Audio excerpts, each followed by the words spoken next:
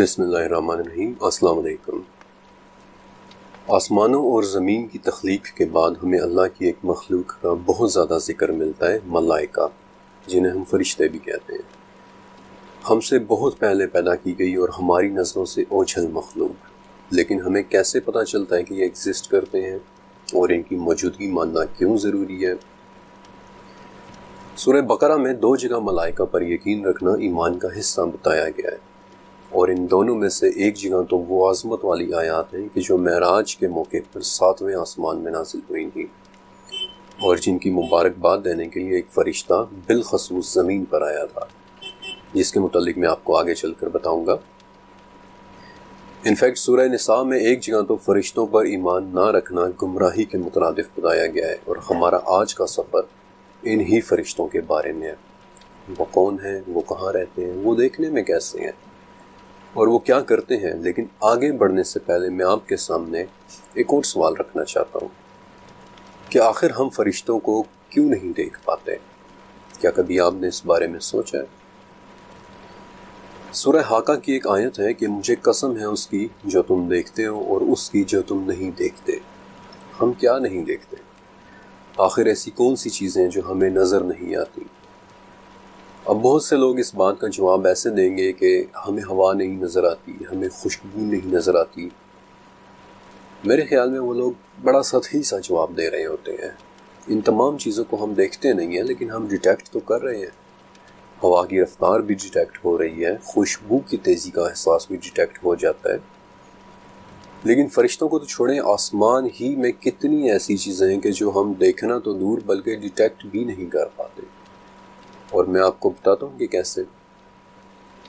اس کائنات میں جو کچھ بھی دیکھا یا ڈیٹیکٹ کیا جا سکتا ہے وہ 19 قسم کی روشنی یا سگنلز دیتا ہے، جنہیں بینڈز کہتے ہیں، اور یہ 19 بینڈز مل کر وہ پٹی بناتے ہیں جسے اس کائنات کا الیکٹرو میگنیٹک اسپیکٹرم کہتے ہیں۔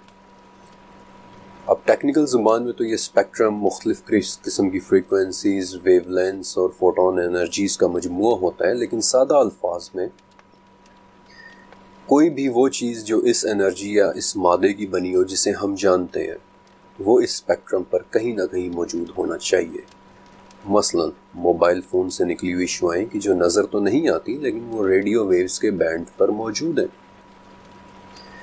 ایسے ہی مائکرو ویو یا الٹرا وائلٹ شعاعیں کہ جو نظر تو نہیں آتی لیکن ہم ان کی حدت محسوس کر لیتے ہیں، وہ بھی اسی بینڈ پر موجود ہیں۔ البتہ اس پٹی پر الٹرا وائلٹ اور انفراریڈ کے درمیان ایک چھوٹا سا حصہ پایا جاتا ہے۔ انفیکٹ یہ حصہ اتنا چھوٹا ہے کہ اس پوری پٹی کا صرف 0.0035% حصہ ہے، اور اس چھوٹے سے حصے کا نام ہے ویزیبل اسپیکٹرم، اور صرف یہی وہ حصہ ہے جو ہمیں نظر آتا ہے، وہ حصہ کہ جو 7 رنگوں سے بنی ہوئی روشنی کا بینڈ ہے اور جسے ہماری آنکھیں دیکھ پاتی ہیں۔ آپ اس کا مطلب جانتے ہیں؟ اس کا مطلب یہ ہے کہ اگر اس کائنات میں موجود 2 لاکھ مختلف چیزیں ہمارے سامنے رکھی جائیں تو ہم ان 2 لاکھ میں سے صرف 7 چیزوں کو ہی دیکھ سکیں گے۔ یعنی سادہ الفاظ میں 99.9965% کائنات ہماری نگاہوں سے ہی پوشیدہ ہے، چھپی ہوئی ہے، ڈھکی ہوئی ہے۔ اور اگر کسی چیز کی تخلیق اس الیکٹرو میگنیٹک اسپیکٹرم کی پٹی سے باہر کی ہے، کسی اور مادے کی ہے جو اس پٹی پر موجود نہیں ہے، تو پھر دیکھنا تو درکنار ہم اسے ڈیٹیکٹ بھی نہیں کر پائیں گے۔ لہٰذا ایک بات تو بہت شروع میں ہی طے ہو جاتی ہے کہ ہمارے آج کے اس سفر میں بھی سائنس ہماری کوئی زیادہ مدد نہیں کر پائے گی۔ نتیجتاً اس چیپٹر میں بھی ہمارا مین سورس قرآن اور حدیث ہی ہوگا۔ فرشتوں کی تخلیق سے متعلق حضرت عائشہ رضی اللہ تعالیٰ عنہا سے مروی ایک حدیث ہے کہ اللہ تعالیٰ نے فرشتوں کو نور سے پیدا کیا ہے، جنات کو آگ کے شعلے سے، اور آدم کو اس مادے سے کہ جسے تمہارے لیے بیان کر دیا گیا ہے۔ اب فرشتوں کی تخلیق نور سے کی گئی ہے، نور جسے ہم اردو میں ایک ٹھنڈی روشنی کہہ دیتے ہیں، لیکن در حقیقت یہ کون سی روشنی ہے یہ بات کوئی نہیں جانتا۔ البتہ اتنا تو طے ہے کہ یہ 7 رنگوں والی یعنی ویزیبل اسپیکٹرم والی روشنی تو بالکل نہیں ہے، اور میرے خیال میں اس حدیث کے آخری حصے سے یہ بات بھی واضح ہو جاتی ہے کہ ہمارے علاوہ ان دونوں مخلوقات کی تخلیق کسی ایسے مادے سے ہے جس کی تفصیل کو ہمارے لیے بیان نہیں کیا گیا ہے۔ قرآن پاک میں فرشتوں کے لیے عربی لفظ ملائکہ استعمال ہوا ہے، جس کے دو ماخذ ہو سکتے ہیں۔ پہلا ملکہ، یعنی اس نے بادشاہی کی، یا پھر اس کا دوسرا ماخذ ایک عبرانی، ایک ہبریو لفظ ملخ، یعنی پیغام رساں بھی ہو سکتا ہے، اور یہ دونوں ماخذ اپنی جگہ ٹھیک بیٹھتے ہیں، کیونکہ فرشتے اللہ کی بادشاہی میں بھی آتے ہیں اور اسی کے حکم سے پیغام رسانی بھی کرتے ہیں۔ پھر قرآن و حدیث سے ہی ہمیں یہ بھی پتہ چلتا ہے کہ فرشتوں کی کوئی جسمانی ضرورت نہیں ہے۔ تھک جانا، کھانا پینا، غصہ کرنا، یہ ان کی فطرت میں نہیں ہے، الا یہ کہ کسی خاص فرشتے کی تخلیق ہی اس فطرت پر ہوئی ہو۔ آگے چل کر میں آپ کو ایک ایسے فرشتوں کے بارے میں بتاؤں گا کہ جو بنے ہی غصے اور سختی کے لیے۔ اور ابو العالیہ رحمۃ اللہ علیہ فرماتے ہیں کہ تخلیق کے 6 دنوں میں سے ملائکہ کی تخلیق بدھ کے دن ہوئی تھی۔ میں ان فرشتوں سے بات شروع کروں گا کہ جو عام تخلیق کے ہیں، جو انسانوں کے زیادہ قریب رہتے ہیں، اور پھر اپنے سفر میں آہستہ آہستہ میں آپ کو ان سے بڑے فرشتوں، ان سے طاقتور فرشتوں اور ان فرشتوں کے بارے میں بھی بتاؤں گا کہ جو فرشتوں کی ہائرارکی میں سب سے اوپر ہے۔ انسان کے قریب رہنے والے فرشتے اس کی پیدائش ہی سے اس کے ساتھ منسلک ہو جاتے ہیں۔ اللہ کے نبی صلی اللہ علیہ وآلہ وسلم نے فرمایا تھا کہ انسان کی پیدائش شروع ہوتے ہی اللہ رحم مادر میں ایک فرشتہ مقرر کر دیتا ہے کہ جو کہتا ہے، یا رب اب یہ نطفہ ہے، یا رب اب یہ علقہ ہے، یا رب اب یہ مضغہ ہو چکا ہے۔ پھر جب اللہ کے حکم سے ماں کے پیٹ میں انسان کی خلقت پوری ہو جاتی ہے تو وہ پوچھتا ہے کہ یا رب یہ مذکر ہے یا مؤنث، یا رب یہ بدبخت ہوگا یا نیک بخت، یا رب اس کی عمر کتنی ہے، اور یا رب اس کے مقدر میں روزے کتنی ہے۔ اور پھر اللہ کے حکم سے وہ فرشتہ اس انسان کی روزی، اس کی عمر، اس کا رزق اور اس کا نیک یا بد ہونا لکھ دیتا ہے۔ پھر جب وہ فرشتہ فارغ ہو کر چلا جاتا ہے تو ایک دوسرا فرشتہ آ کر اس نو مولود، یعنی اس بچے کی حفاظت کرتا ہے یہاں تک کہ اس بچے کو سمجھ بوجھ آ جائے۔ پھر وہ فرشتہ بھی چلا جاتا ہے اور اس کی جگہ انسان کا نامہ اعمال لکھنے والے 2 فرشتے آ جاتے ہیں۔ پھر موت کے وقت وہ 2 فرشتے بھی چلے جاتے ہیں اور ملک الموت، یعنی موت کا فرشتہ آ جاتا ہے۔ پھر وہ فرشتہ بھی روح لے کر چلا جاتا ہے اور قبر میں سوال اور جواب کرنے والے فرشتے آتے ہیں جنہیں ہم منکر نکیر کہتے ہیں۔ الغرض انسان کی پیدائش سے لے کر اس کی موت کے بعد تک کچھ فرشتے ہر وقت اس کے قریب ہوتے ہیں۔ لیکن ان فرشتوں کے متعلق ہم کیا جانتے ہیں؟ سورہ انفطار، یقیناً تم پر نگہباں عزت والے لکھنے والے مقرر ہیں کہ جو کچھ تم کرتے ہو وہ اسے جانتے ہیں۔ یہ آیت کرامن کاتبین کے بارے میں ہے۔ کرامن کاتبین ہمارے قریب موجود فرشتوں میں سے 2 فرشتے ہیں۔ یہ وہ فرشتے ہیں کہ جو ہمارے تمام نامہ اعمال لکھ رہے ہیں، لیکن انہیں کرامن یعنی باعزت کیوں کہتے ہیں؟ کیونکہ ابن عباس رضی اللہ تعالیٰ عنہ سے روایت ہے کہ آپ صلی اللہ علیہ وسلم نے فرمایا، اللہ نے ان فرشتوں کو بہترین اخلاق عطا فرمائے ہیں، یہ قبیح اعمال کے وقت انسان سے پیچھے ہٹ جاتے ہیں۔ اور ابن ابی حاتم میں روایت ہے کہ کرامن کاتبین نامی یہ 2 فرشتے 2 حالتوں میں انسان سے پیچھے ہٹتے ہیں۔ پہلی حالت کہ جب وہ حالت جنابت میں ہو، یا پھر جب وہ غسل کر رہا ہو۔ انہی کرامن کاتبین فرشتوں کا ذکر سورہ یونس میں بھی ہے۔ ہمارے قریب رہنے والے فرشتوں کی ایک اور قسم سورہ رعد میں ہے، معقبات۔ سورہ رعد کی آیت ہے کہ اس کے لیے اس کے آگے اور پیچھے معقبات مقرر ہیں کہ جو اللہ کے حکم سے اس کی حفاظت کرتے ہیں۔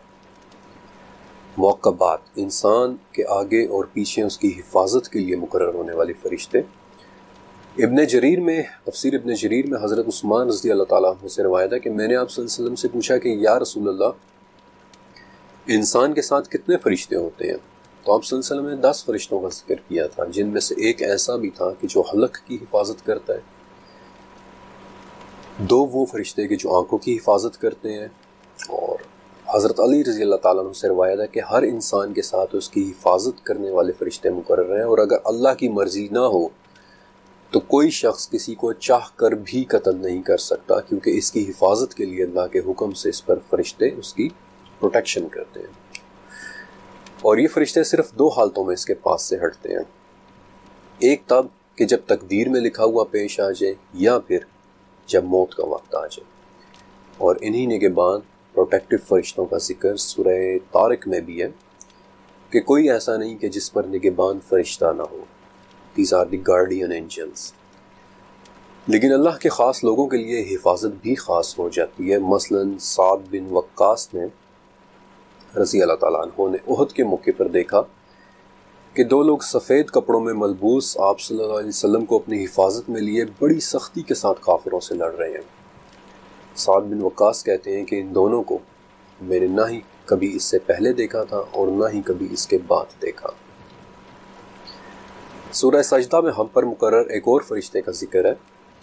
کہہ دیں کہ تمہیں موت کا فرشتہ موت دے گا جو تم پر مقرر کیا گیا ہے. موت کے فرشتے کو قرآن پاک میں صرف ملک الموت یعنی موت کا فرشتہ ہی کہہ کر بلایا گیا ہے. اور ابن ابی حاتم کی روایت میں آپ صلی اللہ علیہ وسلم کی حدیث ہے کہ ملک الموت زمین کے تمام بحری و بری علاقوں سے پوری طرح واقف ہے. وہ اس میں رہنے والوں کے بارے میں روزانہ 5 مرتبہ تحقیق کرتے ہیں کہ ان میں سے کس کی موت کا وقت آ چکا ہے، لیکن اللہ کے حکم کے بغیر وہ چاہ کر بھی کسی کی روح کو قبض نہیں کر سکتے. اسلامک لٹریچر میں موت کے فرشتے کو عموماً حضرت اسرائیل علیہ السلام کے حوالے سے منسوب کیا جاتا ہے. اور آپ کی دلچسپی کے لیے بتا دیتا ہوں کہ اسلام سے سکھ مذہب میں اڈاپٹ کی جانے والی چیزوں میں یہ نام بھی شامل ہے. جہاں گرو گرنتھ کے پہلے اور 5ویں محل میں یعنی چیپٹر میں وہ اسرائیل نامی ایک فرشتے کا ذکر کرتے ہیں کہ جو روگوں کی روحیں نکالتا ہے. لیکن ملک الموت یعنی موت کے فرشتے کے علاوہ سورہ نازیات میں ان کے زیر حکم یعنی ملک الموت کے زیر حکم مزید 2 قسم کے فرشتوں کے متعلق موجود ہے. سورہ نازیات کی پہلی 5 آیات پڑھیے، آپ کو 5 نام نظر آئیں گے: نازیات، ناشطات، سابحات، سابقات اور مدبرات. ان میں سے نازیات وہ فرشتے ہیں کہ جو موت کے وقت جسم میں ڈوب کر سختی سے جان نکالتے ہیں، اور ناشطات وہ فرشتے ہیں کہ جو بہت نرمی اور آہستگی سے انسان کی جان نکالتے ہیں. پھر موت کے بعد قبر کے فرشتوں کا تفصیلی ذکر احادیث کی کتابوں میں ملتا ہے. مثلا نبی کریم صلی اللہ علیہ وسلم نے فرمایا کہ جب تم میں سے کسی کو دفنایا جاتا ہے تو اس کے پاس کالے رنگ اور نیلی آنکھوں والے 2 فرشتے آتے ہیں، جن میں سے ایک کو منکر اور دوسرے کو نکیر کہتے ہیں. ان فرشتوں کے حوالے سے بخاری میں بھی یہ آتا ہے کہ قبروں میں تمہاری آزمائش ایسے ہوگی کہ جیسے کان دجال کے سامنے یا پھر اس کے قریب قریب. قبر ہی کے متعلق مسند احمد میں ایک ایسے فرشتے کا ذکر ملتا ہے کہ جسے کافر کی قبر میں مسلط کیا جاتا ہے. وہ فرشتہ اندھا، گونگا اور بہرا ہوتا ہے، اور اس کے ہاتھ میں ایک ایسا گرز ہوتا ہے کہ اگر اسے کسی بڑے پہاڑ پر مارا جائے تو وہ پہاڑ مٹی مٹی ہو جائے. اب اس سے پہلے کہ میں آپ کو بڑے فرشتوں اور ان کی ڈسکرپشن کے متعلق بتاؤں، آپ کے لیے یہ جاننا ضروری ہے کہ فرشتے آخر ہیں کہاں پر. ابن ماجہ کی حدیث کے مطابق آپ صلی اللہ علیہ وسلم نے فرمایا کہ میں نے آسمان میں جو دیکھا ہے وہ تم نہیں دیکھ سکتے، اور میں نے وہاں جو سنا ہے وہ تم نہیں سن سکتے. آسمان چرچراتا ہے اور اس کا حق ہے کہ وہ چرچرائے. اس میں 4 انگلیوں کے برابر کی جگہ بھی خالی نہیں، مگر یہ کہ وہاں کوئی نہ کوئی فرشتہ اپنا ماتھا ٹکائے اللہ رب العزت کے حضور سجدہ ریز ہو. جو کچھ میں جانتا ہوں اگر تمہیں اس کا علم ہو جائے تو تم ہنسو کم اور روگے زیادہ. انفیکٹ یہی وہ حدیث شریف ہے جسے سننے کے بعد ابو ذر غفاری رضی اللہ تعالیٰ عنہ نے خوف سے کہا تھا کہ کاش میں ایک درخت ہوتا کہ جسے کاٹ دیا جاتا. لیکن کائنات کی ان بے کراں وسعتوں میں موجود فرشتے کیا کر رہے ہیں؟ کیا انہیں رب کریم کی تسبیح اور اسے سجدہ کرنے کے علاوہ بھی کچھ امور دیے گئے ہیں؟ تو اس کا جواب سورہ نحل میں ہے کہ فرشتے اپنے رب سے ڈرتے ہیں جو ان سے اوپر ہے، اور وہ کرتے ہیں جس کا انہیں حکم دیا جائے. آپ کو اس فرشتے کے متعلق یاد ہے کہ جو ماں کے پیٹ میں ہماری حفاظت کرتا تھا، یا پھر وہ فرشتہ جو ہمارے ہوش سنبھالنے تک ہماری پروٹیکشن کرتا رہا؟ اللہ کریم نے اس مخلوق کے ذمہ مختلف کام لگائے ہیں جو وہ صبح سے شام تک کرتے ہیں، یہاں تک کہ بادلوں کے گرجنے اور ہواؤں کے چلنے پر بھی. جب نبی کریم صلی اللہ علیہ وسلم کی دعوت پر طائف والوں نے ان کے ساتھ بدسلوکی کی تھی تو آپ صلی اللہ علیہ وسلم کے پاس وہ فرشتہ آیا جسے اللہ نے پہاڑوں کے امور پر فائز کیا تھا. اس فرشتے نے سلام کیا اور کہا کہ اے نبی، اگر آپ چاہیں تو میں ان لوگوں کے دونوں اطراف کے سنگلاخ پہاڑوں کو لا کر ان پر گرا دوں. ایسے ہی ابن ابی حاتم میں روایت ہے کہ نبی کریم صلی اللہ علیہ وسلم سے پہاڑوں پر معمور فرشتے نے عرض کی تھی کہ یا رسول اللہ، ہمارے پاس اللہ کا حکم اترتا ہے کہ کس جگہ کس قدر بارش برسانی ہے۔ پھر انبیاء کو کئی باتوں کی خبریں دینے کے لیے بھی فرشتوں کو بھیجا گیا۔ جب آپ صلی اللہ علیہ وسلم پر جادو ہوا تھا اور آپ کسی چیز کے متعلق خیال کرتے کہ آپ نے وہ کام کر لیا ہے، حالانکہ آپ صلی اللہ علیہ وسلم نے وہ کام نہیں کیا ہوتا تھا، تو آپ صلی اللہ علیہ وسلم نے حضرت عائشہ رضی اللہ عنہ سے کہا کہ عائشہ، جو بات میں اللہ سے پوچھ رہا تھا اس نے مجھے اس کا جواب دے دیا۔ میرے پاس 2 فرشتے آئے، ان میں سے ایک میرے سر کی طرف کھڑا ہوا اور دوسرا میرے پاؤں کی طرف، اور ان میں سے ایک نے دوسرے سے پوچھا کہ ان صاحب کی کیا بیماری ہے؟ دوسرے نے بتایا کہ ان پر جادو ہوا ہے۔ پہلے نے پوچھا کہ یہ جادو کس نے کیا ہے؟ دوسرے نے جواب دیا کہ بنی رزیق کے لبید بن عاصم نے کیا ہے۔ پھر پوچھا کہ کس چیز میں جادو کیا گیا ہے؟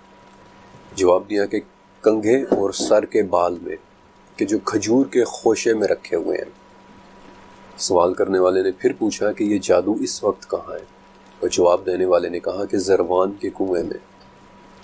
اور پھر ان فرشتوں کی خبر پر نبی کریم صلی اللہ علیہ وسلم اپنے چند اصحاب کو لے کر اس کنویں پر گئے اور اس جادو کو اس کے غلاف سمیت دفن کروا دیا۔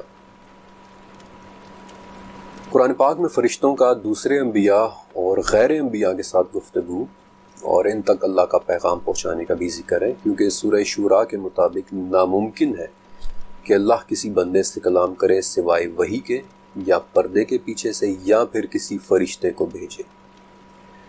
مثلا سورہ ہجر، فرشتے کی حضرت ابراہیم علیہ السلام کے ساتھ بات چیت۔ سورہ ہجر، فرشتے کی حضرت لوط علیہ السلام کے ساتھ بات چیت۔ سورہ آل عمران، فرشتے کا حضرت زکریا علیہ السلام کو آواز دے کر خوشخبری سنانا۔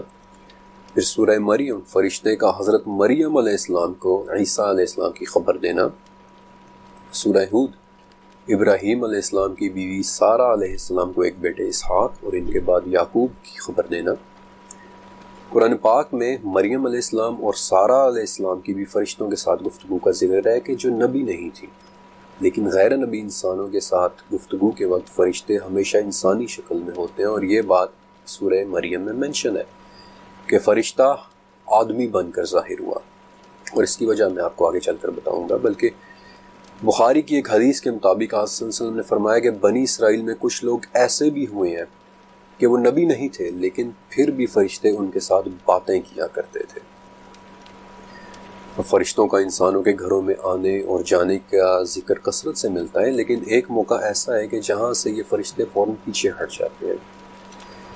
نبی کریم صلی اللہ علیہ وسلم نے فرمایا کہ فرشتے ان گھروں میں داخل نہیں ہوتے ہیں جن میں کتا یا تصویر ہو، لیکن کچھ فرشتے ایسے ہیں کہ جن کا احادیث میں خصوصی طور پر آنے کا ذکر ملتا ہے۔ مثلاً مسلم کی ایک حدیث کے مطابق ایک مرتبہ حضرت جبرائیل علیہ السلام آپ صلی اللہ علیہ وسلم کے پاس بیٹھے ہوئے تھے کہ آسمان سے ایک ایسی آواز آئی کہ جیسی دروازہ کھلنے کی آواز ہوتی ہے۔ حضرت جبرائیل علیہ السلام نے سر اوپر آسمان کی طرف اٹھایا اور کہا کہ آج آسمان میں وہ دروازہ کھلا ہے جو آج سے پہلے کبھی نہیں کھولا گیا تھا۔ اور اس وقت ایک فرشتہ اترا جس کے لیے جبرائیل علیہ السلام نے کہا کہ یہ وہ فرشتہ ہے کہ جو آج سے پہلے کبھی زمین پر نہیں آیا۔ اس فرشتے نے سلام کیا اور آپ صلی اللہ علیہ وسلم کو مبارک دی اور آپ کو 2 نور ملنے کی خوشخبری سنائی اور کہا کہ یہ آپ سے پہلے کبھی کسی نبی کو نہیں دیے گئے، لیکن یہ آپ کو دیے جائیں گے۔ ان میں سے پہلا نور سورہ فاتحہ اور دوسرا نور سورہ بقرہ کی آخری 2 آیات ہیں۔ پھر مسند احمد میں ایک روایت ہے کہ نبی کریم صلی اللہ علیہ وسلم نے ام سلمہ رضی اللہ تعالیٰ عنہ سے فرمایا تھا کہ مجلس کو درست اور ٹھیک ٹھاک کر دیں، کیونکہ آج وہ فرشتہ آ رہا ہے جو آج سے پہلے زمین پر کبھی نہیں آیا۔ انفیکٹ یہ وہی فرشتہ تھا جس نے آپ صلی اللہ علیہ وسلم کو حسین رضی اللہ تعالیٰ عنہ کے قتل کی خبر دی تھی، اور وہ سرخ مٹی بھی دکھائی تھی کہ جہاں حسین رضی تعالیٰ عنہ نے شہید ہونا تھا۔ لیکن یہ فرشتے زمین پر آتے کیسے ہیں، یا زمین سے آسمان کی طرف جاتے کیسے ہیں؟ سورہ معارج کی 4 آیت سے پتہ چلتا ہے کہ فرشتے ایسے راستوں کے ذریعے اترتے اور چڑھتے ہیں کہ جو ایک طرح کے راستے ہیں۔ اس آیت کے مطابق یہ وہ راستے ہیں کہ جن سے فرشتہ 50,000 سال کا سفر ایک ہی دن میں طے کر لیتا ہے۔ بلکہ ترمذی میں تو فرشتوں کے ان راستوں کو استعمال کرنے کا طریقہ بھی لکھا ہوا ہے کہ کوئی بھی فرشتہ زمین سے لا حول ولا قوت الا باللہ کہے بغیر نہیں اڑ سکتا یا اٹھ سکتا۔ اب بڑے فرشتوں کے متعلق بتانے سے پہلے میں 3 ایسے ناموں کے بارے میں آپ کو بتانا چاہتا ہوں جن کے حوالے سے مجھے زیادہ انفارمیشن نہیں مل سکی، لیکن ان کے فائز ہونے کے مقامات بہت حیرت انگیز ہیں۔ ان میں سے پہلا نام ہے ارتیائیل نامی ایک فرشتہ کا کہ جو بنی آدم کے دل سے رنج و غم کو دور کرنے پر فائز ہے۔ دوسرے فرشتے کا نام کعب بن احبار سے ملی ایک روایت میں ہے۔ وہ کہتے ہیں کہ جنت میں ایک فرشتہ ہے جس کا نام بھی مجھے معلوم ہے۔ وہ فرشتہ اپنی پیدائش سے لے کر اب تک جنتیوں کے لیے زیور بنا رہا ہے اور وہ قیامت تک اسی کام میں مگن رہے گا، اور اگر اس کے بنائے ہوئے زیورات میں سے ایک کنگن بھی اس دنیا میں آ جائے تو سورج کی روشنی اس طرح مدھم ہو جائے گی کہ جیسے سورج کے نکلنے پر چاند ماند پڑ جاتا ہے۔ اور تیسرا نام ہے سورہ کہف والے ذوالقرنین کا، جنہیں حضرت عمر رضی اللہ تعالیٰ عنہ کے ایک قول کی بنیاد پر کچھ علماء فرشتہ ہی مانتے ہیں۔ اب یہاں سے آگے میں آپ کو آسمان کی طرف لے کر جاؤں گا کہ جہاں ہمیں چند بڑے اور چند بہت ہی طاقتور فرشتے ملیں گے۔ جو حدیث معراج ابن عباس رضی اللہ تعالیٰ عنہ سے مروی ہے، اس میں وہ معراج کی رات نبی کریم صلی اللہ علیہ وسلم کے کئی فرشتوں کو دیکھنے کا ذکر کرتے ہیں، اور اس حدیث کی بنیاد پر آگے چل کر 10ویں صدی کے شافعی اسکالر ابو اسحاق الثعلبی نے بھی اپنی تفسیر میں فرشتوں کے متعلق بڑی ڈیٹیل لکھی ہے، جس میں وہ پہلے آسمان رقیع پر موجود حبیب نامی ایک فرشتے کا ذکر کرتے ہیں کہ جس کا آدھا جسم برف سے بنا ہے اور آدھا جسم آگ سے، اور ایسی برف کہ نہ وہ آگ کو بجھاتی ہے اور ایسی آگ کہ وہ نہ برف کو پگھلاتی ہے۔ اس تفسیر میں آگے چل کر تیسرے آسمان یعنی کیدوم کے اوپر 70,000 سروں والے ایک فرشتے کا بھی ذکر ہے۔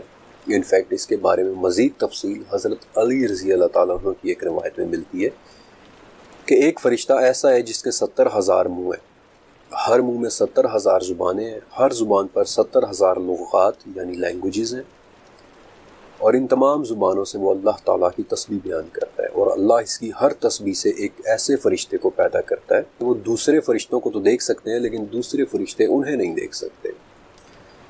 اسی طرح الثعلبی کی تفسیر میں چوتھے آسمان یعنی معونہ پر کسفائیل نام کے ایک فرشتے کا ذکر ہے کہ جو آنسوؤں کا فرشتہ بھی کہلاتا ہے، اور 5ویں آسمان یعنی ریقا پر جہنم کے داروغہ فرشتے مالک کے ہونے کا ذکر ملتا ہے۔ اس فرشتے مالک کے متعلق سورہ زخرف میں ہے کہ جہنمی اس کا نام لے لے کر پکار کر کہیں گے کہ اے مالک، کاش تیرا رب ہمیں موت ہی دے دے، اور وہ جواب میں کہے گا کہ نہیں نہیں، تمہیں ہمیشہ یہی رہنا ہے۔ مالک رب تعالیٰ کے پراسرار ترین فرشتوں میں سے ایک ہے، نہ صرف مالک خود بلکہ ان کے زیر حکم کام کرنے والے تمام فرشتے بھی، اور میں چاہتا ہوں کہ ان کے بارے میں آپ کو ضرور بتاؤں۔ سورہ علق کی 10ویں آیت سے آگے دراصل ایک واقعے کے متعلق ہے۔ مکہ میں ایک واقعہ ہوا تھا، اور یہ واقعہ سلسلۃ صحیحہ میں رپورٹڈ ہے کہ عمر بن حشام یعنی ابو جہل محمد صلی اللہ علیہ وسلم کو نماز پڑھنے سے روکتا تھا، اور ایک مرتبہ جب آپ صلی اللہ علیہ وسلم حرم شریف کے قریب نماز پڑھ رہے تھے اور ابو جہل وہاں سے گزرا تو وہ چلایا کہ اے محمد، کیا میں نے تجھے نماز پڑھنے سے منع نہیں کیا تھا؟ اور اس پر آپ صلی اللہ علیہ وسلم نے بھی آپ صلی اللہ علیہ وسلم سے سخت دھمکی آمیز باتیں بھی کہی تھیں، لیکن آپ صلی اللہ علیہ وسلم نے بھی اسے کڑا جواب دیا تھا، اور اس پر وہ مزید غصے ہوا اور کہنے لگا کہ اے محمد، تو مجھے کس چیز سے ڈرا رہا ہے؟ اس وادی میں سب سے زیادہ حمایتی اور مجلس والے میرے ہیں۔ اور ابو جہل کی اسی بات پر سورہ علق کی 17ویں اور 18ویں آیت نازل ہوئی تھی کہ یہ اپنی مجلس والوں کو بلا لے، ہم بھی زبانیہ کو بلا لیں گے۔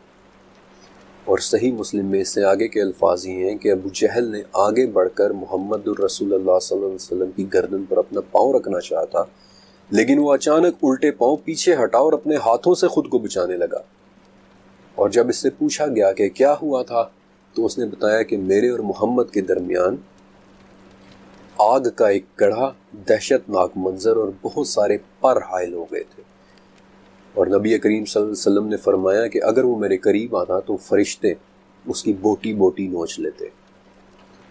زبانیہ بذات خود ایک بہت ہی پراسرار ٹرم ہے۔ آنکھ کے گڑھے میں بے تحاشا دہشت ناک پر، ان کے متعلق ایک اشارہ بیسکلی سورہ مدثر میں بھی ہے کہ اس پر 19 ہے۔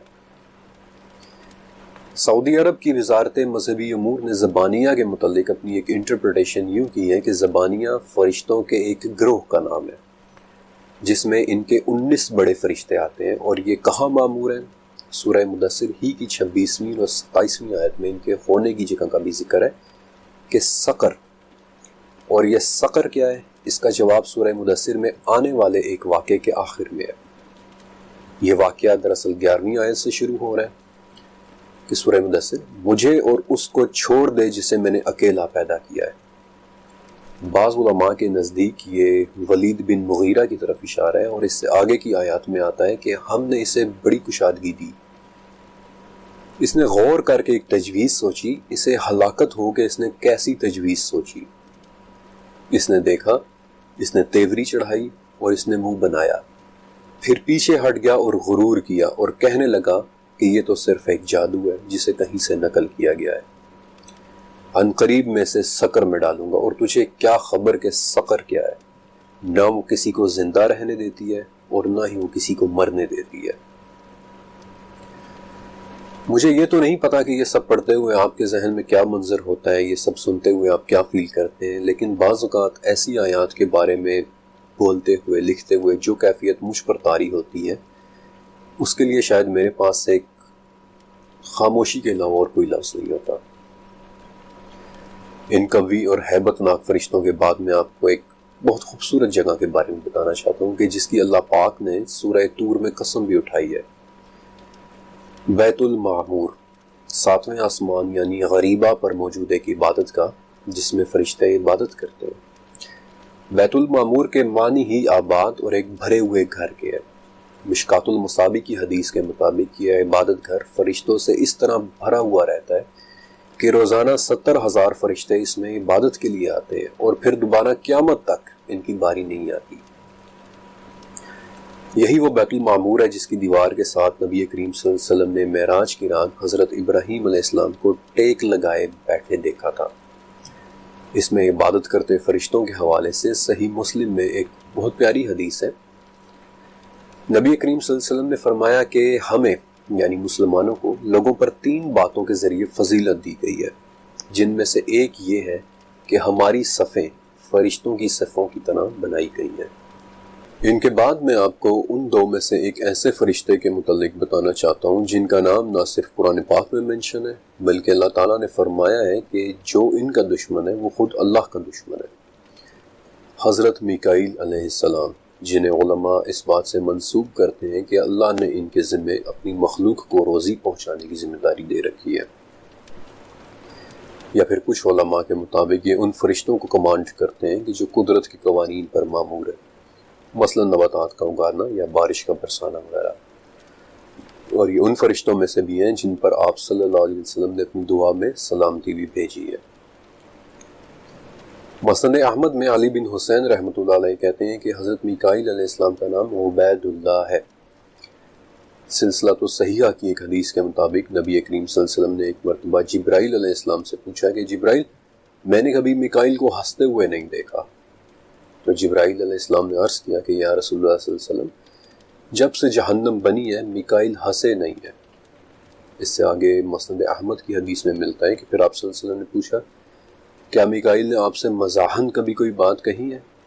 تو اس پر جبرائیل بولے کہ وہ مجھ سے مزاحن صرف اتنا ہی پوچھ سکتے ہیں کہ کہیں میں بھی آگ سے تو نہیں بنا۔ میکائیل علیہ السلام کے بعد ایک اور بڑے فرشتے جنہیں اللہ نے ایک بہت بڑے کام کے لیے مامور کر رکھا ہے، قیامت کے دن سور کے پھونکنے پر۔ سور کے جو ترمذی کے مطابق ایک سینگ جیسی کوئی چیز ہے کہ جس میں پھونکے جانے کے بعد قیامت نے واقع ہو جانا ہے۔ مسند احمد میں آپ صلی اللہ علیہ وسلم فرماتے ہیں کہ میں کیسے آرام کر سکتا ہوں جبکہ اسرافیل سور پر منہ لگائے ہوئے اس میں پھونکنے کو تیار کھڑے ہیں اور وہ صرف حکم الہی کے منتظر ہیں۔ ابو ہریرہ رضی اللہ عنہ سے روایت ہے کہ آپ صلی اللہ علیہ وسلم نے فرمایا جب سے اسرافیل کو سور پھونکنے کی ذمہ داری دی گئی ہے وہ تیار حالت میں عرش کی طرف نظریں جمائے کھڑے دیکھ رہے ہیں، اس ڈر سے کہ کہیں انہیں آنکھ کے جھپکنے سے پہلے ہی حکم نہ دے دیا جائے، اور ان کی آنکھیں ایسی ہیں کہ جیسے چمکدار ستارے۔ اسرافیل علیہ السلام کے بعد وہ فرشتہ کہ جن کے نام سے تقریباً سبھی مسلمان واقف ہیں، حضرت جبرائیل علیہ السلام، جن کا 4 مرتبہ قرآن پاک میں نام سے ذکر ہے، 2 مرتبہ سورہ بقرہ میں، سورہ نحل اور سورہ تحریم میں، اور 2 جگہ انہیں ایک زبردست قوت والا اور ایک امانت دار فرشتہ کہا گیا ہے، یعنی کہ سورہ نجم اور سورہ شعراء میں۔ جبرائیل علیہ السلام وہ فرشتے ہیں کہ جنہوں نے کئی انبیاء کے ساتھ کمیونیکیٹ کیا ہے، اور ان کے سپورٹ بڑی ہی طاقت اور قوت والے کام ہیں، مثلاً وحی کا لانا یا قوموں پر شدت والا عذاب لانا۔ علی بن حسین رحمۃ اللہ علیہ کہتے ہیں کہ ان کا نام عبداللہ ہے۔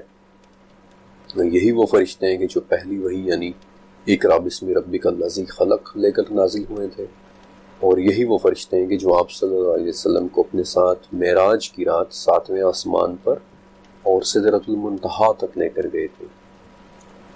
جبرائیل علیہ السلام آپ صلی اللہ علیہ وسلم کی خدمت میں کبھی داہیہ بن خلیفہ قلبی کی شکل میں آتے ہیں، اور کبھی ایک ایسے شخص کی صورت میں کہ جس کے کپڑے نہایت سفید اور بال انتہائی کالے ہوتے ہیں۔ جبرائیل علیہ السلام وہ فرشتے ہیں کہ جنہیں آپ صلی اللہ علیہ وسلم نے 2 مرتبہ ان کی اصل حالت میں دیکھا ہے، ایک مرتبہ مکہ میں اور ایک مرتبہ معراج کی رات سدرۃ المنتہا کے پاس۔ جبرائیل علیہ السلام کی اصل صورت ایسی ہے کہ ایک بہت ہی عظیم الشان قوت والا فرشتہ کہ جن کے 600 گہرے سبز رنگ کے پر ہیں، جن میں سے ہر ایک پر پورے کے پورے افق پر چھایا ہوا ہے، اور ہر ایک پر میں سے موتی، زمرد، یاقوت اور جواہرات جیسی اشیاء جھڑ رہی ہوتی ہیں، اور جن کی حقیقت سوائے اللہ رب العزت کی اور کوئی نہیں جانتا۔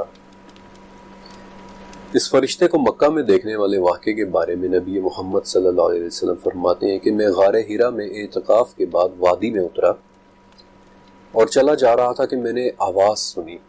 میں نے آگے پیچھے دائیں بائیں دیکھا لیکن کوئی نظر نہیں آیا۔ مجھے پھر وہ آواز سنائی دی اور میں نے پھر دیکھا، اور جب تیسری مرتبہ آواز سنائی دی تو میں نے سر اوپر اٹھا کے دیکھا تو اسی فرشتے کو زمین اور آسمان کے درمیان ایک کرسی پر بیٹھے ہوئے پایا کہ جو میرے پاس غار ہیرا میں آیا تھا۔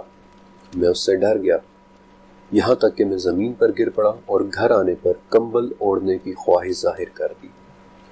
اور اس موقع پر پھر سورہ مدثر کی وہ آیات نازل ہوئی تھی کہ اے کپڑا اوڑھنے والے اٹھ اور آگاہ کر دے۔ اور دوسری مرتبہ جبرائیل علیہ السلام کو ان کی اصل شکل میں دیکھنے والے واقعے کے بارے میں آپ کو اس چیپٹر کے آخر میں بتاؤں گا، لیکن جبرائیل اور ایک اور فرشتے کے متعلق مسند احمد میں ایک واقعہ درج ہے کہ ایک مرتبہ آپ صلی اللہ علیہ وسلم کی خدمت میں کچھ یہودی آئے اور کہا کہ ہم آپ سے 5 سوالات کریں گے، اور اگر آپ ہمیں ان کے جوابات دے دیں تو ہم پہچان لیں گے، ہم آپ کو ریکوگنائز کر لیں گے کہ آپ ہی نبی ہیں، اور پھر ہم آپ کی اتباع بھی کریں گے۔ بلکہ نبی کریم صلی اللہ علیہ وسلم نے اس پر ان سے عہد بھی لیا تھا۔ ان یہودیوں کا چوتھا سوال یہ تھا کہ یہ رعد کون ہے؟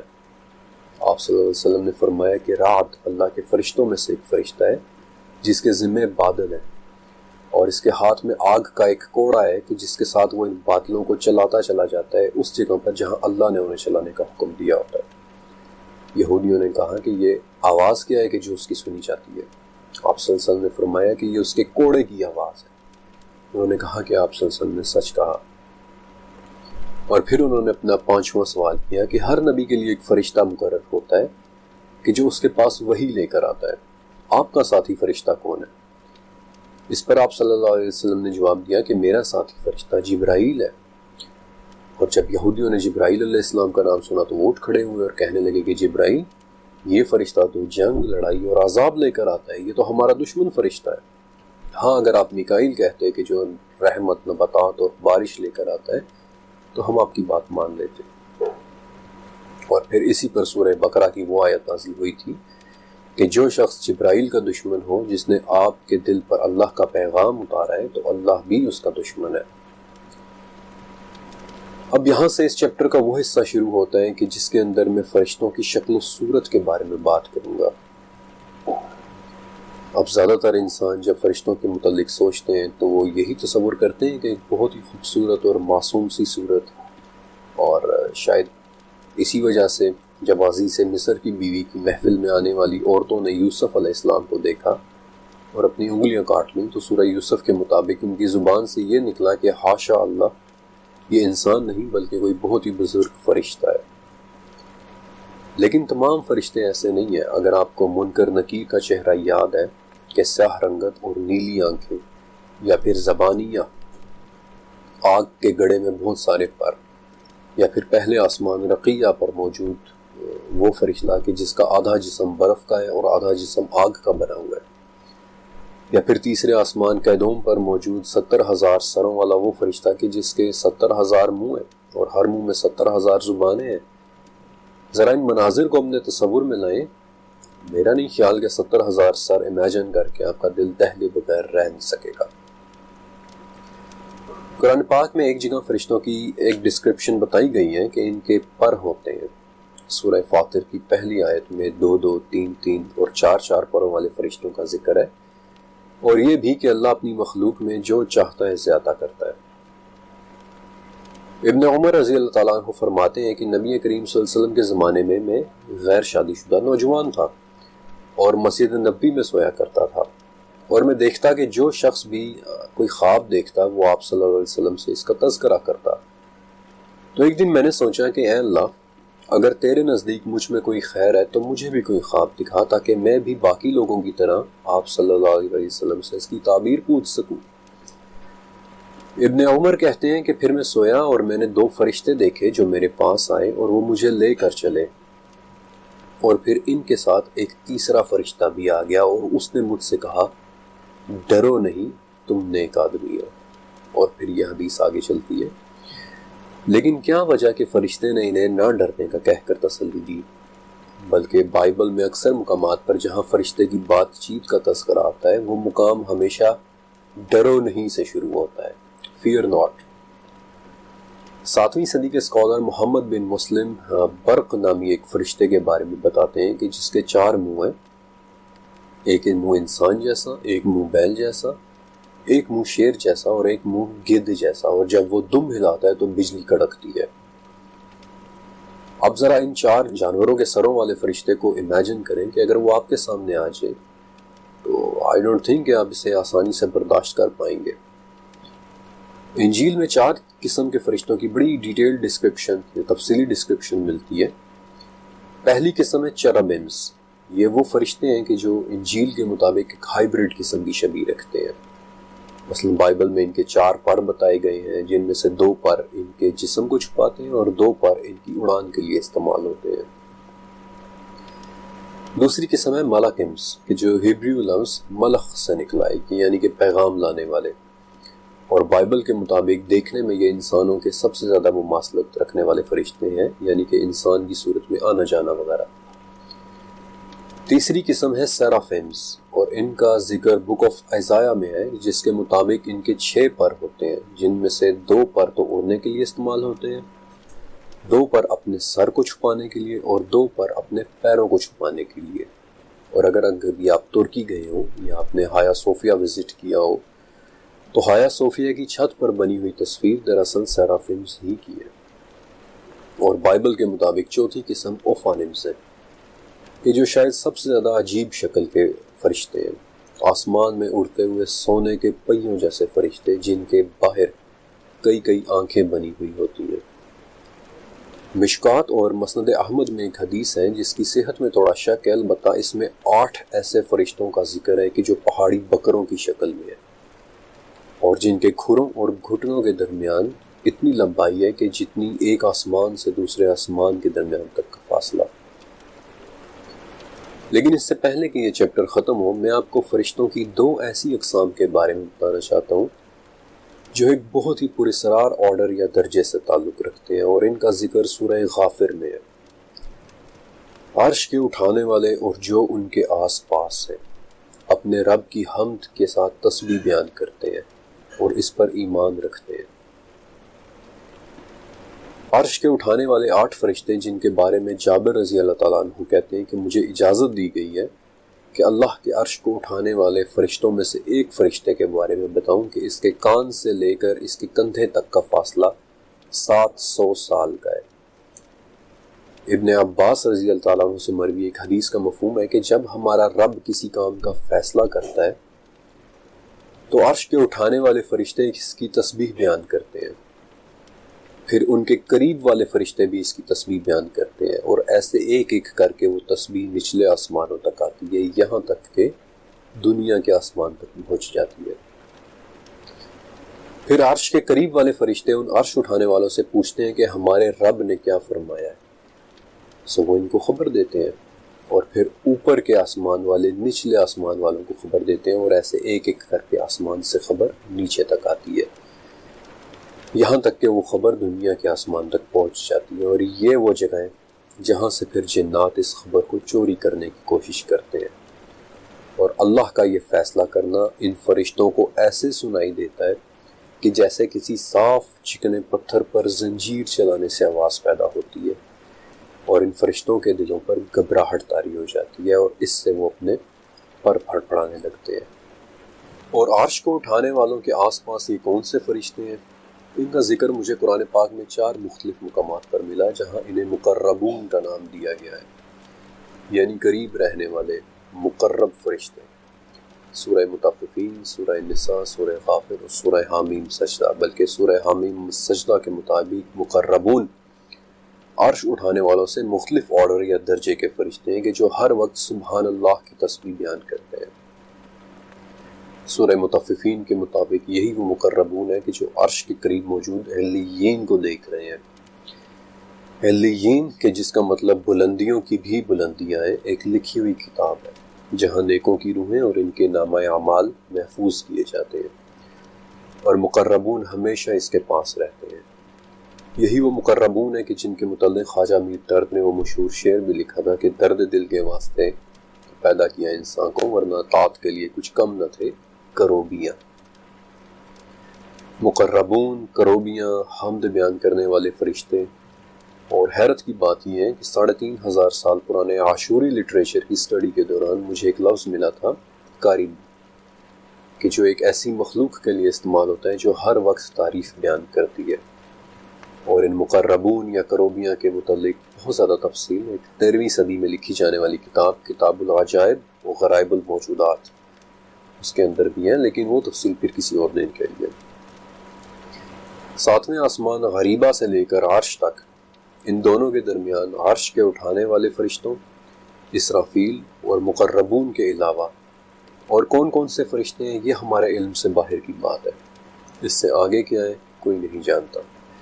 جیسے سورہ طٰہٰ کی 110ویں آیت کی تفسیر میں ہے کہ اللہ نے یہ قرآن نازل کیا، اس میں ان چیزوں کا علم ہے کہ جن سے اللہ نے اپنے بندوں کو مطلع کرنا چاہا، یعنی نشانیاں، ہدایات، اللہ کی رضامندی اور اس کی ناراضگی کے احکامات، ماضی و مستقبل کی خبریں، ورنہ ان سب کے علاوہ بھی اللہ کی وہ مقدس صفات ہیں جنہیں نہ کوئی نبی جانتا ہے اور نہ ہی کوئی فرشتہ، الا یہ کہ اللہ تعالیٰ خود سے انہیں معلوم کروا دے۔ فرشتے حقیقت میں دیکھنے میں کیسے ہیں؟ سچ کہوں تو شاید انسان اس کے لیے تیار نہیں ہے، ریڈی نہیں ہے۔ انسان کا دماغ شاید اسے قبول نہ کر پائے، اسے سمجھ نہ پائے، وہ خوفزدہ ہو جائے، گھبرا جائے۔ فرشتے رب ذوالجلال کی طاقتور ترین مخلوقات میں سے ایک ہیں جنہیں سائنس کبھی سمجھ ہی نہیں سکتی، اور اسی لیے فرشتوں پر مبنی اس پورے چیپٹر میں سائنس کے ریفرنسز مجھے بے بس نظر آئے۔ لیکن جاتے جاتے میں آپ کو ایک سائنٹیفک نقطۂ نظر ضرور دینا چاہتا ہوں کہ 1964 میں بیورکان کانفرنس کے دوران ایک رشین سائنٹسٹ نکولائی کرداشیو نے ایک بڑا دلچسپ پیمانہ پیش کیا تھا، ایک تھیوری پیش کی تھی، انسان کی اہلیت اور اگر کائنات کے اندر انسان کے مقابلے میں کوئی اور مخلوق موجود ہے تو اس کی اہلیت کا پیمانہ، اسے کرداشیو اسکیل کہتے ہیں۔ اس پیمانے کے مطابق اگر کائنات میں انسان کے علاوہ بھی کوئی مخلوق موجود ہے تو کامن سینس کی بات ہے کہ یا تو وہ انسان سے کم ایڈوانسڈ ہوگی، یعنی بالکل بیسک قسم کی زندگی، یا پھر انسان سے زیادہ ایڈوانسڈ ہوگی۔ اور اگر وہ مخلوق انسان سے زیادہ ایڈوانسڈ ہوئی تو نکولائی کرداشیو کے حساب سے وہ 3 اقسام کی ہو سکتی ہے۔ پہلی قسم کہ وہ اپنے سیارے کی ساری انرجی کا استعمال کرنا جانتی ہوگی، اگر ایسا ہے تو وہ ٹائپ 1 مخلوق ہوگی، اور اس حساب سے دیکھا جائے تو انسان پورا ٹائپ 1 مخلوق بھی نہیں ہے، کیونکہ ابھی تک ہم اپنی زمین کی پوری انرجی استعمال کرنے سے صدیوں دور ہیں۔ دوسری قسم کہ وہ اپنے سیارے کے علاوہ اپنے سورج کی انرجی کا بھی استعمال کرنا جانتی ہوگی، اور اسے نکولائی نے ٹائپ 2 مخلوق کا نام دیا تھا۔ اور تیسری قسم وہ ہوگی کہ جو نہ صرف اپنی زمین بلکہ اپنے سورج بلکہ اپنی پوری کہکشاں کی انرجی کو استعمال کرنا اور اسے کنٹرول کرنا جانتی ہوگی، اور وہ ٹائپ 3 مخلوق ہوگی۔ اور اس مخلوق کے استعمال میں اپنی کہکشاں کے تمام بلیک ہولز، وائٹ ہولز اور ورم ہولز بھی ہوں گے، اور ہمارے یعنی انسان کے ساتھ ان کی ٹیکنالوجی کی مثال ایسی ہوگی کہ جب ہم یعنی انسان کسی دور دراز کے سیارے پر کوئی سگنل بھیجنا چاہیں تو ہمیں اس کام میں کئی ہفتے لگ جاتے ہیں، لیکن اگر یہی کام ٹائپ 3 کی مخلوق کرے تو وہ صرف اور صرف اسے 3 سیکنڈز میں کر لے گی۔ اب چونکہ نکولائی کرداشیو کے نزدیک اس سے زیادہ ایڈوانسڈ مخلوق ممکن نہیں تھی، اس لیے اس نے ٹائپ 3 سے اوپر اپنی تھیوری پیش بھی نہیں کی، لیکن آج اس پیمانے میں مزید 2 اضافے ہو چکے ہیں۔ ایک ٹائپ 4 مخلوق بھی ہو سکتی ہے کہ وہ مخلوق جو نہ صرف اپنی کہکشاں اور اس کے ورم ہولز یعنی دروازوں یا شارٹ کٹس کو استعمال کرنا جانتی ہوگی، بلکہ ٹائپ 4 مخلوق اس پوری کائنات کے ورم ہولز کا استعمال کرنا جانتی ہوگی۔ اور پھر اس سے اوپر ایک اور ٹائپ ہے، ٹائپ 5 مخلوق، کہ جو نہ صرف اس کائنات بلکہ اس کائنات کی پرے کی کائناتوں تک بھی رسائی رکھتی ہوگی، وہاں کی حقیقتوں تک بھی رسائی رکھتی ہوگی۔ اب میرا آپ سے ایک سوال ہے کہ میں نے آج آپ کو بہت سے فرشتوں اور اللہ کی طرف سے انہیں دی گئی صلاحیتوں کے متعلق بتایا، وہ فرشتے جو آسمانوں کے دروازے کھول کھول کر نبی کریم صلی اللہ علیہ وسلم کے پاس قرآن کی آیات کی مبارک باتیں لے کر آیا کرتے تھے، وہ فرشتے جو اللہ کے حکم سے محمد رسول اللہ صلی اللہ علیہ وسلم کو راتوں رات مسجد حرام سے مسجد اقصی اور پھر مسجد اقصی سے پہلے آسمان رقیہ کے دروازوں تک، اور وہاں سے پھر دوسرے آسمان آسفلون تک، وہاں سے پھر تیسرے آسمان کیدوم تک، حالانکہ یہ تمام آسمان ایک دوسرے کے مقابلے میں صحراؤں کے اندر پڑی ہوئی انگوٹھیوں کی طرح ہیں، یہاں تک کہ 7ویں آسمان غریبہ کے دروازوں پر دروازے کھلواتے لے کر چلے گئے۔ کیا آپ اللہ کی اس بے پناہ طاقتور مخلوق کو کسی کرداشیو اسکیل یا پھر کسی ہماری معمولی سی سمجھ کے مطابق بنائے گئے کسی الیکٹرو میگنیٹک اسپیکٹرم پر ڈھونڈنے کی کوشش کر سکتے ہیں؟ ان مائی پرسنل اوپینین کہ یہ بات سوچتے ہوئے بھی شرمندگی ہو جائے۔ ہمارا دماغ فرشتوں کو دیکھنا کیلکولیٹ کر ہی نہیں پائے گا، بلکہ فرشتے تو بہت دور کی بات ہے۔ میں آپ کو ایک ریئل لائف ایگزامپل دیتا ہوں۔ اینتھروپولوجی یعنی انسان کی اسٹڈی کا ایک کانسیپٹ ہے فرسٹ کانٹیکٹ، یعنی کیا ہوگا جب 2 مختلف جاندار اس طرح سے ملے کہ انہیں پہلے سے ایک دوسرے کی موجودگی کا پتہ نہ ہو۔ اب میں آپ کو ایک صرف چھوٹی سی مثال دوں گا، ایک ریئل لائف ایگزامپل، کہ 1930 میں پاپوا نیو گینی کے لوگوں نے جب پہلی مرتبہ ایک سفید فام مسافر مچ لیے کو دیکھا تھا تو وہ اتنا گھبرا گئے تھے کہ سب سے پہلے وہ اس کے جسم کو رگڑ رگڑ کر اس کی جلد کی سفیدی اتارنے لگ گئے تھے۔ وہ لوگ یہ سمجھے تھے کہ یہ گورا شاید کسی بیماری سے گورا ہوا ہے یا اس کے جسم پر سفید مٹی لگی ہوئی ہے۔ وہ لوگ ایک گورا دیکھ کر گھبرا گئے تھے۔ انسان بڑا ہی کمزور دل ہے، یہ فرشتوں جیسی قوت والی اور رعبدار مخلوق کو دیکھنا برداشت ہی نہیں کر پائے گا۔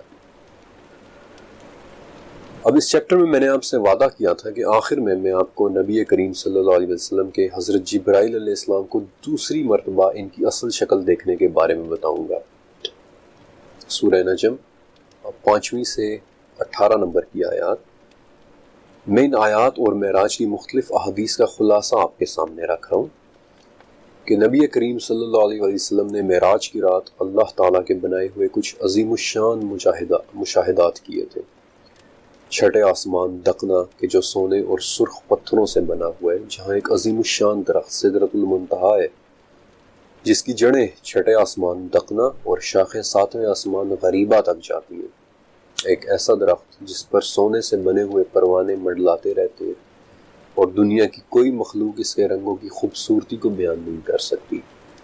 یہ وہ مقام تھا کہ جہاں نبی کریم صلی اللہ علیہ وسلم نے حضرت جبرائیل علیہ السلام کو دوسری مرتبہ ان کی اصل شکل میں دیکھا، اس حالت میں کہ ان کے گہرے سبز رنگ کے 600 پر تھے جنہوں نے تمام افق کو ڈھانپا ہوا تھا اور ان کے عظیم الشان پروں سے موتی، زمرد اور یاقوت جھڑ رہے۔ اور ایک روایت میں ہے کہ جب جبرائیل علیہ السلام کو ورائے حجاب رب ذوالجلال کی موجودگی کا احساس ہوا تو وہ اسی وقت وہیں پر سجدے میں گر پڑے تھے۔ اب صرف ایک لمحے کے لیے تصور کریں، اس منظر کو امیجن کریں کہ ایک عظیم الشان درخت جس کی جڑیں چھٹے اور شاخیں ساتویں آسمان میں ہو، جس کے رنگوں اور جس کی خوبصورتی کو دنیا کی کوئی مخلوق بیان نہ کر سکتی ہو، جس پر سونے کے بنے ہوئے پروانے منڈلا رہے ہو، اور وہاں ایک عظیم الشان بزرگ فرشتہ ہمارے واحد معبود رب ذوالجلال والاکرام کی بارگاہ میں سجدہ ریز ہو۔ اپنی 35 سالہ زندگی کے دوران میں نے اس سے زیادہ طاقتور اور اس سے زیادہ خوبصورت منظر کبھی بھی تصور نہیں کیا۔ اور اسی لیے سورہ نجم کی 18ویں آیت میں آتا ہے کہ بے شک اس نے اپنے رب ذوالجلال کی بڑی بڑی نشانیوں میں سے بعض نشانیاں دیکھ لی۔ اس چیپٹر کا اختتام میں ترمذی کی ایک بڑی پیاری حدیث کے ساتھ کرنا چاہتا ہوں کہ حضرت محمد مصطفیٰ صلی اللہ علیہ وسلم نے فرمایا کہ کچھ فرشتے ایسے بھی ہیں کہ جو زمین میں گھومتے پھرتے رہتے ہیں، جب وہ کسی قوم کو اللہ کا ذکر کرتے پاتے ہیں تو وہ ان کے پاس بیٹھ جاتے ہیں، اور بعد میں جب یہ فرشتے آسمان کی طرف جاتے ہیں تو اللہ تعالیٰ ان سے پوچھتا ہے کہ میرے بندے کیا کر رہے ہیں، حالانکہ وہ خوب جانتا ہے۔ فرشتے جواب دیتے ہیں کہ یا رب وہ تیری تعریف اور بزرگی بیان کر رہے ہیں۔ اللہ فرماتا ہے کہ کیا انہوں نے مجھے دیکھا ہے؟ فرشتے کہتے ہیں کہ اللہ انہوں نے آپ کو نہیں دیکھا۔ پھر اللہ فرماتا ہے کہ اگر وہ مجھے دیکھ لیتے تو کیا ہوتا؟ پھر وہ پوچھتا ہے کہ وہ لوگ کیا چاہتے ہیں اور کیا مانگتے ہیں؟ فرشتے کہتے ہیں کہ یا رب وہ جنت مانگتے ہیں۔ اللہ تعالیٰ پوچھتا ہے کہ کیا انہوں نے جنت دیکھی ہے؟ فرشتے کہتے ہیں کہ نہیں یا رب انہوں نے جنت نہیں دیکھی۔ تو اللہ فرماتا ہے کہ اگر وہ دیکھ لیتے تو کیا ہوتا؟ پھر اللہ تعالیٰ پوچھتا ہے کہ وہ کس چیز سے دور بھاگتے ہیں؟ فرشتے کہتے ہیں کہ یا رب وہ جہنم سے بچنا چاہتے ہیں۔ اللہ تعالیٰ پوچھتا ہے کہ کیا انہوں نے جہنم کو دیکھا ہے؟ فرشتے کہتے ہیں کہ نہیں یا رب۔ اللہ تعالیٰ فرماتا ہے کہ اگر وہ دیکھ لیتے تو کیا ہوتا؟ اور پھر اللہ تعالیٰ ان فرشتوں سے فرماتا ہے کہ میں تمہیں گواہ بنا کر کہتا ہوں کہ میں نے ان سب لوگوں کی مغفرت کر دی ہے۔ فرشتے کہتے ہیں کہ یا اللہ ان میں ایک شخص ایسا بھی تھا کہ جو مجلس میں آپ کے ذکر کے لیے نہیں بلکہ اپنے کسی کام کے لیے آیا تھا۔ اللہ تعالیٰ پھر فرماتا ہے کہ وہ لوگ ایسے ہیں کہ ان کا ہم نشین بھی محروم نہیں رہ سکتا، تم گواہ رہو کہ میں نے اس شخص کو بھی بخش دیا کہ جو ان کے پاس اپنی ضرورت سے آیا تھا۔ سچ کہوں تو مجھے اپنا آپ اس آخری شخص کی طرح لگتا ہے کہ جو علم کی تلاش میں صرف اس لیے پھرتا ہے کہ وہ اپنے رب کی بڑائی بیان کر سکے، اور یہ ڈاکیومنٹری لکھنے کی وجہ صرف اور صرف یہی تھی کہ میں اپنے اللہ کا ذکر بیان کروں۔ شاید اللہ ان فرشتوں کو گواہ بنا کر مجھے بھی معاف کر دے۔